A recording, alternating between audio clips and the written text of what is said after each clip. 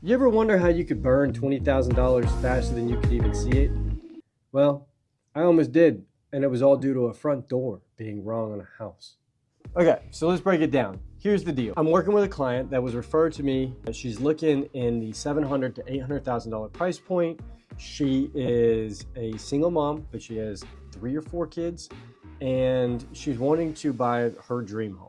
So we are in the process of looking. She is pretty much settled on this new build home.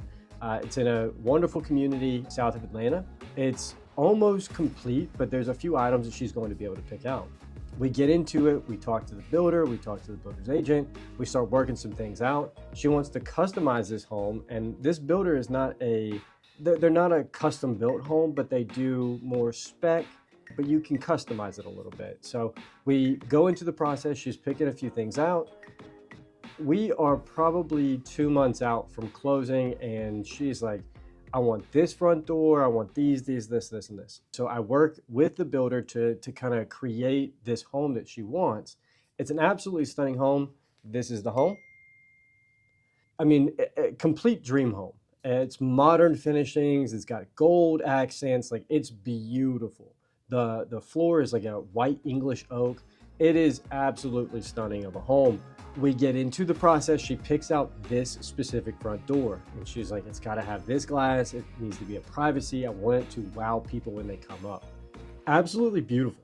I mean, everything that she picked out about this home, she wanted it perfect, and it's exactly what we were able to give her. Now, we get into the process.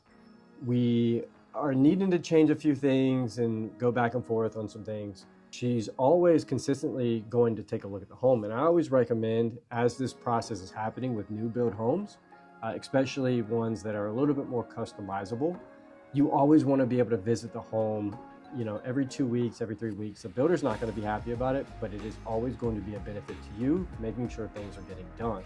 So during this process, she's visiting the home. We are now, let's just say, about a month and a half into it. We have somewhere about 2 weeks left to close. We're scheduling closing dates. We're doing everything we've got to do up to this point.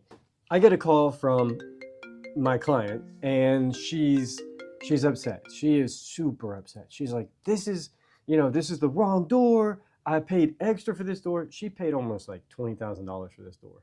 She's like, this is wrong. I'm not moving forward with this. They're gonna have to change it.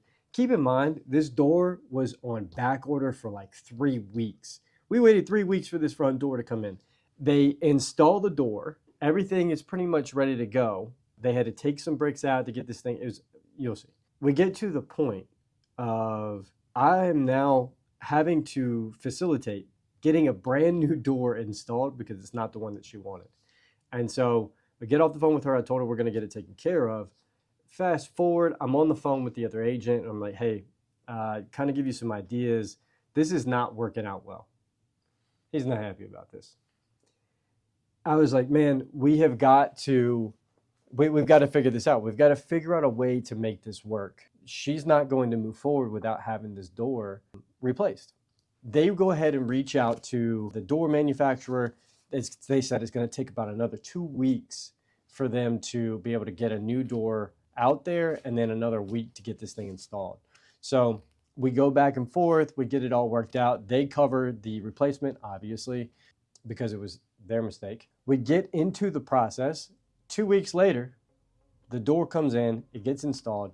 The one thing that she asked for this door to have is tinted glass. Do you want to guess what this door did not have? Tinted glass. So what are we going to do? I reach out to the builder again. We start having some more conversations. We break it down a little bit further. He is going to have the glass tinted, not a big deal, Another week goes by, door is installed, everything's good. Glass is tinted. She goes and does her walkthrough. There's a few other things that need to be addressed. This just goes to show you everything about real estate, right? The whole concept of real estate can really stress a lot of people out. The idea of negotiations, the idea of having to talk to another agent. What if this goes wrong? Having an agent that's willing to go to bat for you and not stop until what you need is done can literally make or break a deal. I've seen a lot of a lot of things like this happen and the deal not go through. So let's talk about what actually could have happened here. The entire process of closing on a home, buying a home, there's a lot of things at stake here.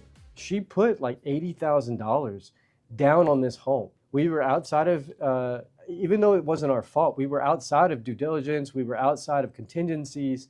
There were a lot of things at risk when these types of things happen. And in some cases, stuff like this doesn't get worked out, and either the client's not happy or the builder ends up with a lawsuit or whatever it may be. But a lot of times, a lot of these things can be worked out as long as you can have and you've built up a good relationship with the other side. Inside real estate, relationships are so important. And so if you can come into a situation and understand that I'm going to probably need the other side for assistance at some point, or I know that things will go wrong and I'm going to need to be able to address these things and not be, butting heads throughout the process. These are the things that are important. So building relationships, working with the other side, being able to understand what negotiation is going to go so far when it comes to you getting in real estate, you purchasing real estate, selling real estate, investing in real estate. All of these things are so important. So this is just an example of what can happen in a real estate transaction. And these are the things that you need to be watching out for, if you decide to get into real estate.